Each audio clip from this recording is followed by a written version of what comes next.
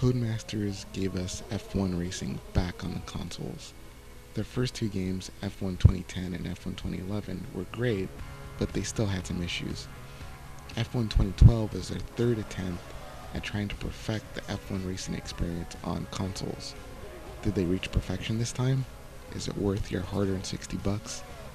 I'll give you my take on that in this review. First, a disclaimer.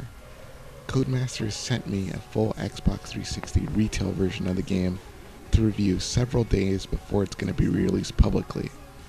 Also, during most of my time with the game, I played with the Xbox controller.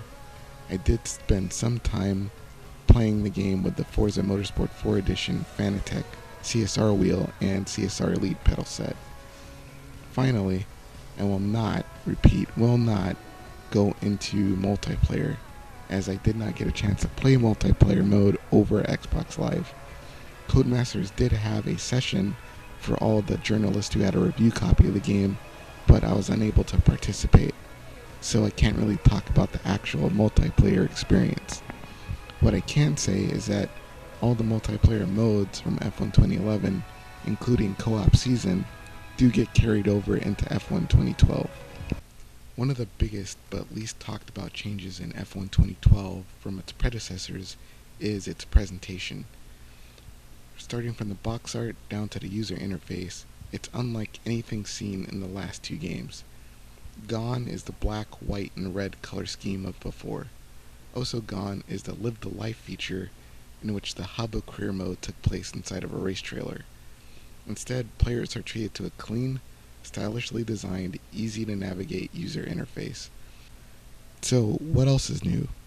Each time Codemasters releases the next chapter of a series, they make real efforts to add something new so they avoid the treacherous rehash syndrome.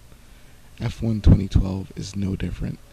This time around we get new additions like the Young Drivers Test, Season Challenge Mode, Champions Mode, and even the new Circuit of the Americas track in Austin, Texas, which means possibly for the first time in history, people all around the world get to race on a virtual version of a track before the pros get a chance to drive on the real thing.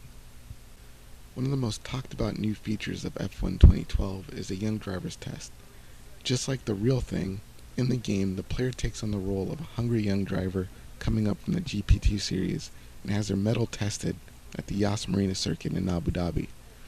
Also like the real thing, you'll be sharing the track with other GP2 stars like American F1 hopeful Alexander Rossi.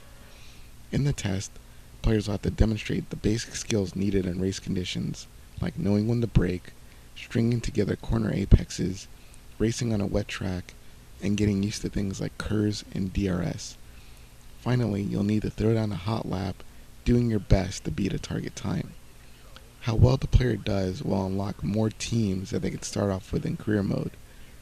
In addition to recreating a real part of a burgeoning F1 career, the Young Drivers Test also doubles as a tutorial for the controls, rules, and etc.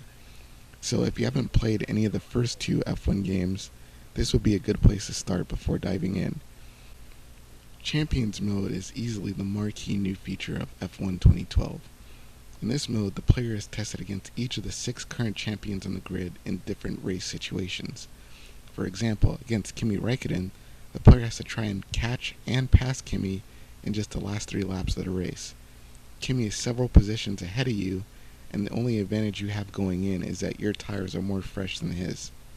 If you think that's hard, in the challenge against Lewis Hamilton, you have to hold them off for 3 laps when the track is wet.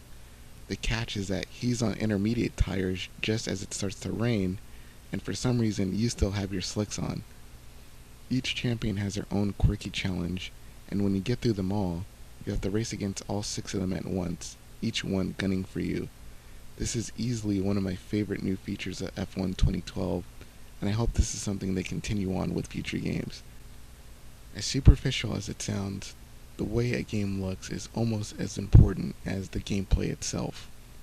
Visually, F1 2012 looks much better than its predecessors. The track environments have much more detail, and due to new lighting and texture techniques, the race cars themselves look amazing. Although in a way, the new lighting and texture details contribute to a problem, and that's the car liveries. Since the surfaces of the cars have such a high level of detail, it really makes the livery stand out. And that's a problem because the liveries are very pixelated, especially around the edges. Every time the camera gets in close to one of the cars, it makes me cringe to see such a pixelated image on such a shiny, realistic looking surface.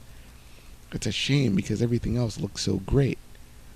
I'm not sure why things turn out this way, and there could be various reasons, but it's obvious at some point there was likely some type of trade-off, and in order to give us one thing, they had to make the liveries less detailed.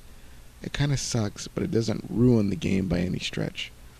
Hopefully by the time they get to F1 2013, the team at Codemasters will figure out a way to keep the liveries sharp while keeping the cars detailed. When it comes to the controls of F1 2012, there are some pluses and some minuses. As I mentioned before, I spent the majority of the time playing the game with the Xbox controller. I did this for two reasons. The first reason is that most people will use a controller instead of a wheel. The second reason was I was too lazy to set my wheel up, even though eventually I did set it up and played with the wheel for a short amount of time.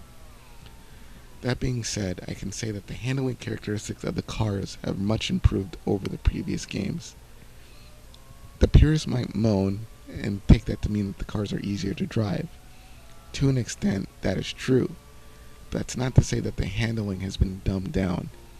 If you turn all the assist off, the cars are still realistic and a damn handful to keep under control.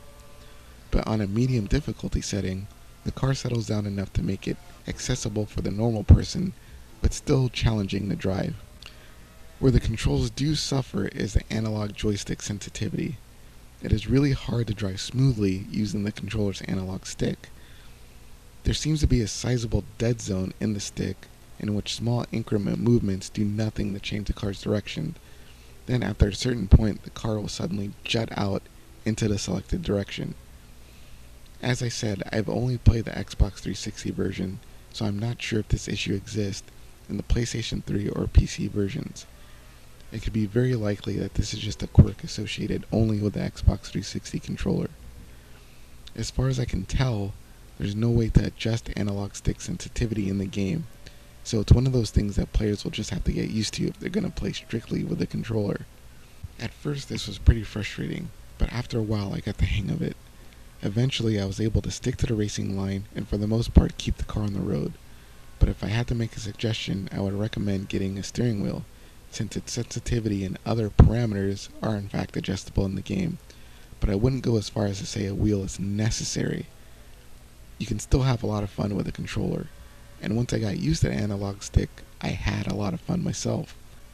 We waited a while for F1 2012 to come, and while we were waiting, Codemasters promised us a lot of changes, improvements, and assured us that F1 2012 would be the best yet. Based on my experiences with all three games, I can say for the most part, Codemasters has not let us down. The new presentation is great, the visuals are much better, save for livery issues, the controls have improved over the previous games, and all the realism that has been the backbone of the series remains intact. Despite a few issues with the analog stick sensitivity and the rough look of the liveries, I will say that F1 2012 is more than a solid game and worth the hype.